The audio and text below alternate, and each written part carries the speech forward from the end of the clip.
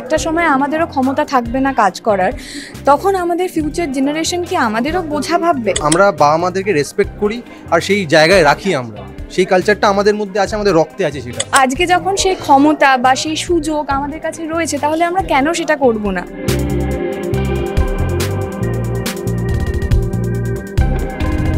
আমরা সন্ধেবেলায় যখন বিনোদনের জন্য বসি টিভির সামনে, তখন এক একটা পরিবারের গল্প কিন্তু ফুটে ওঠে ছোট পর্দাতে।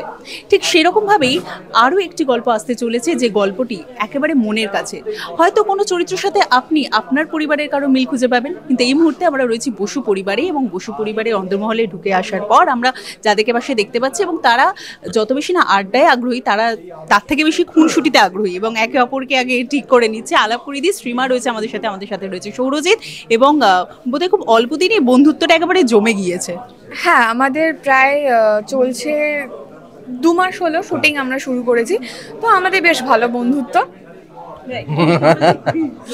হ্যাঁ, শ্রীমার সঙ্গে একটা ভালো বন্ধুত্ব, মানে she is a very good girl, it's very understanding. যখন শুধু ক্যারেক্টারের মধ্যে যখন ঢোকার সময় হয় কি কিছু হয়, তখন ইট হেল্পস মি, কিছু ইনপুটস যখন আমাকে শ্রীমা দেয়, যে চলে এই জায়গাটা একটু এরকম করে নিই, কারণ যে একসাথে আমরা যখন সিনগুলো পড়ি কি কিছু, we try and find out loops, কোথায় কি একটা এক্সট্রা দিতে পারি, বেটার ওয়েতে কি আমরা করতে পারি, বা হ্যাঁ, তো she helps me in that, so that's a very good quality. Both wedge, মানে সেটা কখনোই আমি বলবো না যে শুধু আমি হেল্প করি, ডেফিনেটলি।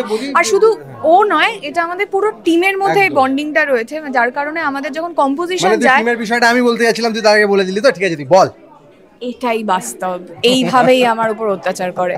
তো যাই হোক, আমাদের পুরো টিমের মধ্যে এই বন্ডিংটা রয়েছে। এদিকে অনিমেষদা রয়েছে, সায়ন্তনীদি রয়েছে, তারাও আমাদের সাথে সারাক্ষণ খুনসুটি ছাড়াও কাজের ক্ষেত্রে নানান রকমভাবে আমরা একে অপরকে লাইক ইনপুটস দিতে থাকি। আর বেস্ট পার্ট, যখন আমাদের বন্ডিংটা ভালো না পুরো টিমের সাথে, আমাদের ইভেন দাদার সাথে, তো সেই ইনপুটগুলো যখন আমরা কাজে লাগাই, আলটিমেটলি সিনটা কিন্তু খুব ভালো হয়।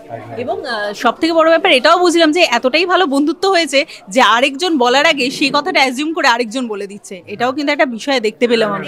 এটা আনএক্সপেক্টেড ছিল, আমি বুঝতে পারিনি ও এটাই বলতে চায়, বিকজ আমাদের বলার মেইন টপিকগুলো তো এটাই, তাই একটা না একটা কমন তো হবে। ছোটবেলায় হতো না পড়ার সময় যে আমরা কমন নিয়ে নিতাম আগে অঙ্কের সময়, ঠিক সেম।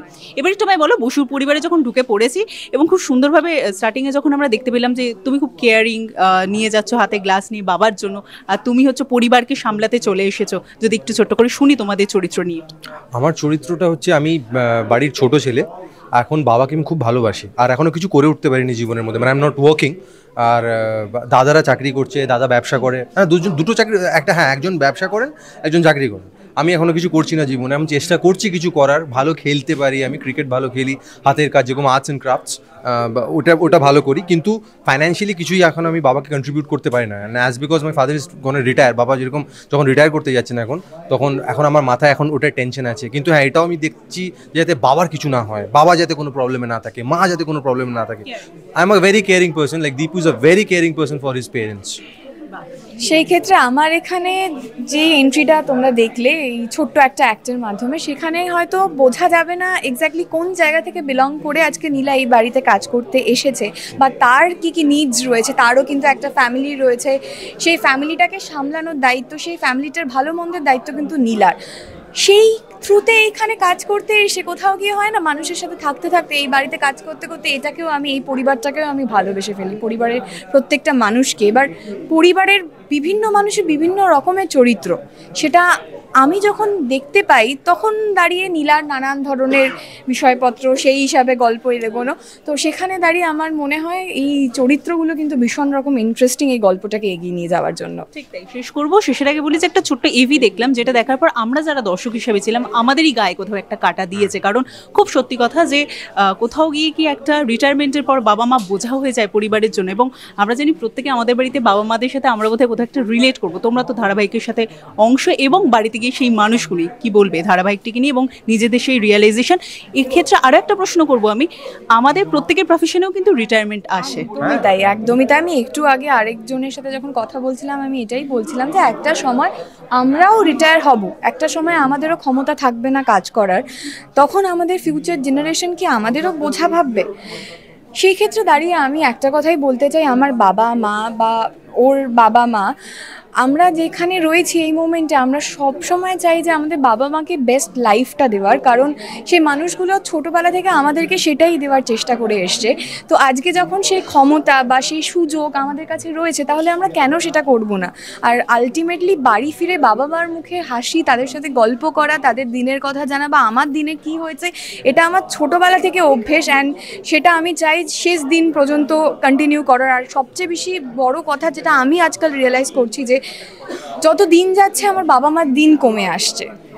এটা বাস্তব, মানে এটা মেনে নিতে হবে। একটা টাইমে হয়তো এই মানুষগুলো আমাদের সাথে থাকবে না, তাই যতক্ষণ এই মানুষগুলো আমাদের সাথে থাকবে আমার মনে হয় প্রত্যেকটা পরিবারের প্রত্যেকটা সন্তানের দায়িত্ব আর তাদের ভালোবেসে এই দায়িত্বটা পালন করা উচিত, তাদের মুখে হাসি ফুটিয়ে রাখা। শ্রীবার কথা সূত্র ধরে বলি, সত্যি 90s কিডস আমরা, এবং আমরা জানি যে কনস্ট্যান্ট ফিল করতে থাকি যে টাইম কম অ্যান্ড টাইম কম। একদমই তাই, ইমোশনাল করে দিল শ্রীমা এই কথাগুলো বলে, একদমই তাই। বিষয়টা এটা হচ্ছে, দেখুন সবার ক্ষেত্রে এটা হয় কিনা জানি না, কিন্তু আমার ক্ষেত্রে সেটাই, মানে যেটা দেখে আমরা বড় হয়েছি সেটাই কিন্তু আমরা করি। এবারে আমার দাদু যখন রিটায়ার করেন তখন আমার বাবাকে আমি দেখেছি, আমার বাবা কিভাবে আমার দাদুকে রেখেছিল, সেটা দেখে কোথাও না কোথাও আমিও মানে অনুপ্রাণিত হয়েছিলাম যে I have to keep my dad like that. And এটা দেখে তোরও আই গেস তোর ফিউচার জেনারেশন সেও বুঝবে যে কিভাবে তার বাবা মাকে ভালোবেসে রাখা যায়। একদমই তাই। তো সেটাই আমার বাবা যেরকমভাবে আমাকে আমার দাদুকে রেখেছিলেন, আমার সেটা দায়িত্ব বাবাকে সেভাবে রাখা। আর I am lucky and I am blessed যে আমি স্পোর্টস খেলতাম ছোটোবেলা থেকেই, তো বাবা লেটেস্ট জুতো, নাইকি ফাইকি দৌড়ানোর জন্য সব কিছু কিনে দিত নিজের টাকা দিয়ে। তো এখন যখন যদি আমি পারি সেটা, তো তাহলে তো ব্লিস না, তাহলে that's a bliss, so that's a very good thing. আর এটা করা উচিত। আর এটা মানে আমার মনে হচ্ছে এটা বোধটা নিয়েই থাকে আর লোকে নিয়েই করে। আর আমাদের বাংলায় এটা হয়ে এসেছে যে আমরা বাবা মাদেরকে রেসপেক্ট করি আর সেই জায়গায় রাখি আমরা, সেই কালচারটা আমাদের মধ্যে আছে, আমাদের রক্তে আছে সেটা, যে আমরা বাবা মাদেরকে কখনোই বোঝা তো। আর যদি কেউ ভুলে গিয়েও থাকে আমার মনে হয় আমাদের এই ধারাবাহিকটা কিন্তু সেটা বারবার করে মনে করাবে আপনাদেরকে। আর তাই তো বসু পরিবারের সদস্য সবাই হবে 5ই আগস্ট থেকে। কোথায় কিভাবে আমরা যদি নিমন্ত্রণ জানাই? সন্ধ্যে 7টায় শুধুমাত্র সান বাংলায়। আবার বলে দিচ্ছি 5ই আগস্ট দেখা হচ্ছে আপনাদের সাথে। Thank you. এবং বসু পরিবারে আপনারা অবশ্যই ঢুকে পড়বেন আর সাক্ষী থাকবেন এই ধারাবাহিকের, তাই মিস করবেন না 5ই আগস্ট থেকে বসু পরিবারে। টলিউডের latest update, gossip and entertainment পেতে সাবস্ক্রাইব করুন শুধুমাত্র সিটি সিনেমা, আর ফলো করুন সিটি সিনেমার Instagram, Facebook, Twitter and ShareChat page.